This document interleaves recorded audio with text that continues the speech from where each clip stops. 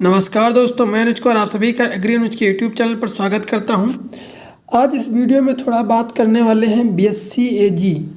जो बीएससी एजी की डिग्री होती है वो बहुत से स्टूडेंट जो हैं डिग्री कॉलेजों से लेते हैं और सभी का एडमिशन तो पॉसिबल है नहीं कि यूनिवर्सिटी में हो जाए।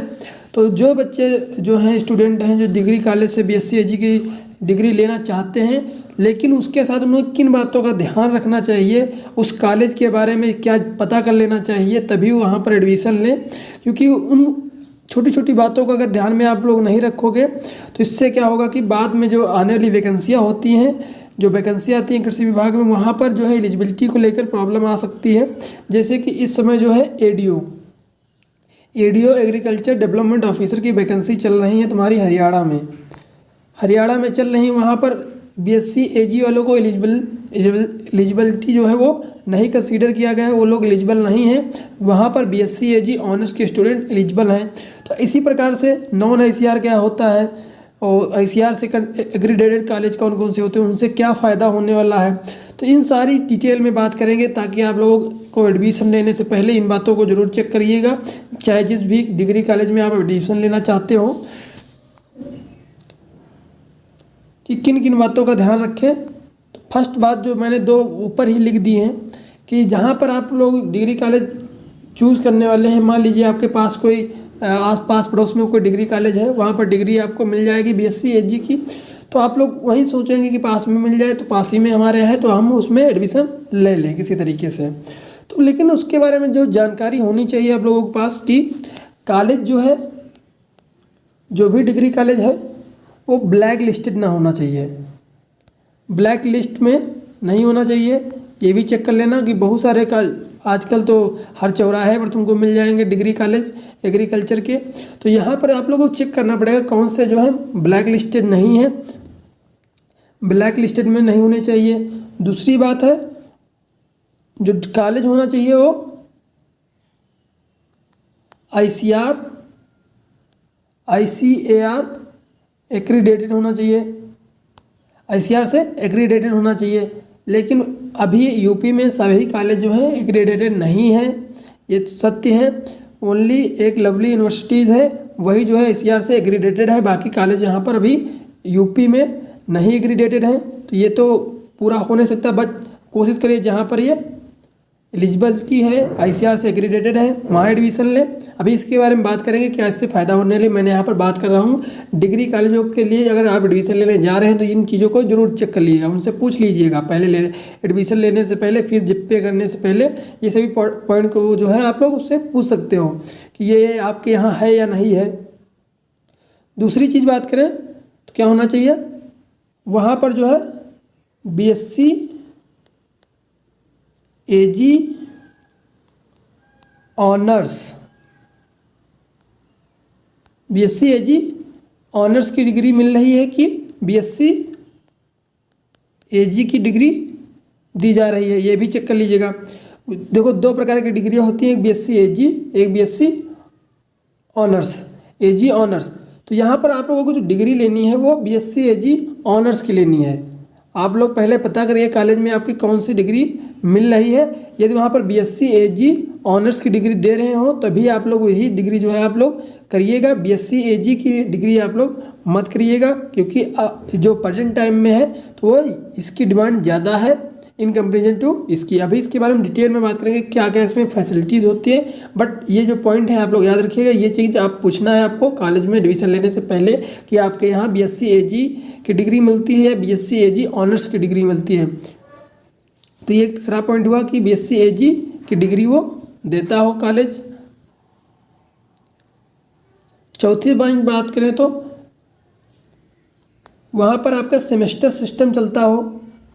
सेमेस्टर सिस्टम कुछ कॉलेज जो होते हैं वहाँ पर जो है ईयरली जो है फीस जमा होती है, ईयरली जो पेपर होते हैं वैसा नहीं चलता है। अब सेमेस्टर वाइज जो है सिस्टम होना चाहिए कॉलेज में, सेमेस्टर वाइज। तो टोटल जो सेमेस्टर आपके हो जाएंगे 8 सेमेस्टर, 4 ईयर का डिग्री प्रोग्राम होगा। अगर बीएससी ऑनर्स करोगे तो 4 ईयर का प्रोग्राम होगा, 4 साल का। तो 4 साल में जो है 8 सेमेस्टर होते हैं। तो वहाँ क्या होना चाहिए, सेमेस्टर सिस्टम होना चाहिए। एक चीज़ ये भी आप लोगों को पता करनी है।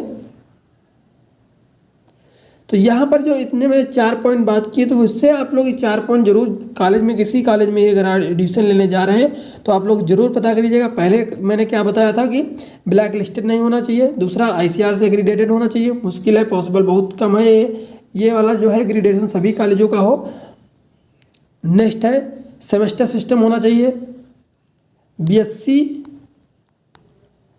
AG ऑनर्स की डिग्री होनी चाहिए, डिग्री का नाम क्या होना चाहिए, BSc AG ऑनर्स का नाम होना चाहिए, 4 ईयर डिग्री प्रोग्राम होना चाहिए, 4 साल का डिग्री प्रोग्राम होना चाहिए।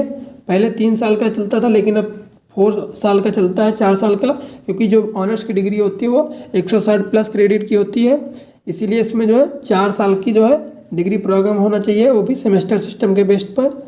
ये जो है कॉमन चीज़ें हैं, ये आप लोग ज़रूर पूछिएगा। अब इसमें ICAR का जैसे बात आती है तो ICAR से बात करेंगे तो ICAR वर्सेस नॉन ICAR की। तो ICAR से जो एग्रीडेटेड होने से फ़ायदा क्या होता है, जो भी कॉलेज ICAR से एग्रीडेटेड होता है, अगर वो ICAR से एग्रीडेटेड है तो भारत के अंदर कोई भी ऐसा एग्ज़ाम नहीं है एग्रीकल्चर सेक्टर का जहाँ पर वो नहीं दे सकता हो। अगर आप नॉन ICAR से करेंगे तो हो सकता है कुछ ऐसे जो विभाग होते हैं, कुछ ऐसे रिसर्च के कार्य होते हैं, उसमें आपको कंसीडर नहीं किया जाएगा, आपको एलिजिबल नहीं माना जाइए। मान लीजिए आप रिसर्च में जा रहे हैं, ARS बनना चाह रहे हैं, एग्रीकल्चर रिसर्च साइंटिस्ट, तो आपको वहाँ पर नॉन एग्रीडेटेड अगर कॉलेज से जाओगे तो आपको कंसीडर नहीं करेंगे। आप अगर ICAR से एग्रीडेटेड जो कॉलेज होंगे वहाँ पर अगर आप पढ़ के गए हो तो आप लोग वहाँ पर एलिजिबल होंगे, क्योंकि ICAR का नाम सुने होंगे, एक ICAR UG में पेपर होता है, UG के लिए ICAR का एग्ज़ाम होता है, एक होता है PG के लिए जिसे JRF कहते हैं, उसके बाद एक SRF होता है जिसे PhD के लिए किया जाता है। तो JRF जो है वो जूनियर रिसर्च फेलोशिप होती है। ये भी एग्ज़ाम जो है ये भी जो नॉन एग्रीडेटेड कॉलेज होते हैं, नॉन एग्रीडेटेड कॉलेज जो होते हैं वो वहाँ के जो स्टूडेंट हैं वो फार्म ये नहीं फिल कर सकते JRF का MSc करने के लिए, जो कि एक हायर एजुकेशन, जैसे कि आप पंतनगर यूनिवर्सिटी में पढ़ना चाहते हैं, IRI में पढ़ना चाहते हैं, आप पंजाब यूनिवर्सिटी में पढ़ना चाहते हैं, आप BU में पढ़ना चाहते हैं, मतलब जो भी बड़ी यूनिवर्सिटीज़ हैं, तो उनमें अगर आपको पढ़ना है तो आप लोगों को ICAR एग्रीडेटेड कॉलेज से ही BSc फाइनल करनी होगी। उसके बाद में आपको JRF का पेपर जो है वो क्वालिफाई करना होगा, उसके थ्रू आप एडमिशन ले सकते हैं।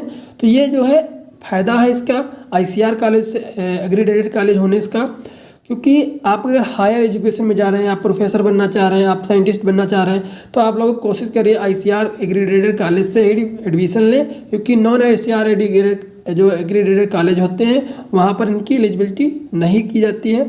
तो ये जो है मेजर फैक्ट है इसका एग्रीडेटेड कॉलेज का और नॉन एग्रीडेटेड कॉलेज का। और जो भी कॉलेज अगर ICAR से एग्रीडेटेड हुआ तो ICAR की उसको फंडिंग मिलती है, जो ICAR है उसको पैसा पे करता है। आप रिसर्च अच्छा करिए, आप आगे बेहतरी के लिए एजुकेशन सिस्टम अच्छा रखिए वहाँ का एग्रीकल्चर का, ये सब जो है कॉलेज को फ़ायदा रहता है और स्टूडेंट को भी फ़ायदा रहता है। जब वहाँ पर फैसिलिटी होगी तो अच्छे से अच्छा कार्य किया जा सकता है। आप ये ओवरऑल इधर मैं लिख दे रहा हूँ कि BSc AG ऑनर्स, यहाँ पर आपका हो जाएगा BSc AG। तो में डिफरेंस क्या है? फर्स्ट डिफरेंस तो यही है कि इसका जो ऑनर्स का डिग्री प्रोग्राम होगा वो 4 साल का होता है, इसका जो होता है वो 3 साल का होता है BSc AG का। एक तो मेजर डिफरेंस ये है। दूसरी चीज़ बात आए तो यहाँ पर आपका सेमेस्टर सिस्टम चलता है BSc AG ऑनर्स में, और इसमें जो है ईयरली सिस्टम चलता है, मतलब कि 1 साल की फ़ीस पे करिए, यहाँ पर आपको 6 महीने की फ़ीस पे करनी होगी, 6 महीने पर पेपर देना होगा, उसके बाद 6 महीने का फिर से आपको रजिस्ट्रेशन कराना होगा, फिर से पेपर देने होंगे।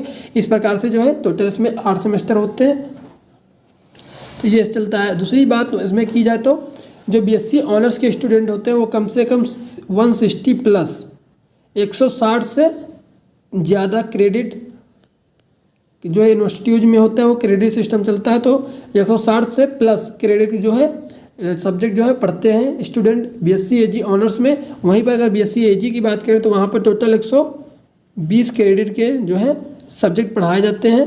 तो यहाँ पर ये मेजर सब्जेक्ट देख सकते हो कि यहाँ पर 160 और यहाँ पर 120 ये डिग्री प्रोग्राम के लिए होता है, ये ऑनर्स डिग्री प्रोग्राम के लिए होता है। तो ये ओवरऑल आप समझ सकते हो कि किसमें ज़्यादा पढ़ाया जाता है और किसमें एक स्पेशलाइज तरीके से पढ़ाया जाता है। इसमें हर एक चीज़ इंक्लूड होगी, ऑनर्स में हर एक चीज़ जो है एक बेहतरीन लेवल से और एक ब्रॉड लेवल में पढ़ाया जाएगा। हर एक चीज़ को स्प्लाइस कर दिया जाएगा। जैसे कि बीएससी हॉर्टिकल्चर जो स्टूडेंट करते हैं, बीएससी हॉर्टिकल्चर मान लीजिए करें, तो बीएससी हॉर्टिकल्चर ऑनर्स में अगर पढ़ोगे तुम, उसमें हर एक चीज़ एक मेडिसिनल, एरोमेटिक, स्पाइसेस, प्लांटेशन, ये सब जो है पोमोलॉजी, फ्लोरिकल्चर, ऑर्नामेंटल, हर एक चीज़ को एक बड़े लेवल पर आपको पढ़ाया जाएगा। ऐसे करके इसमें स्प्लाइस कर दिया जाता है। और अगर नेक्स्ट बात करें, अगर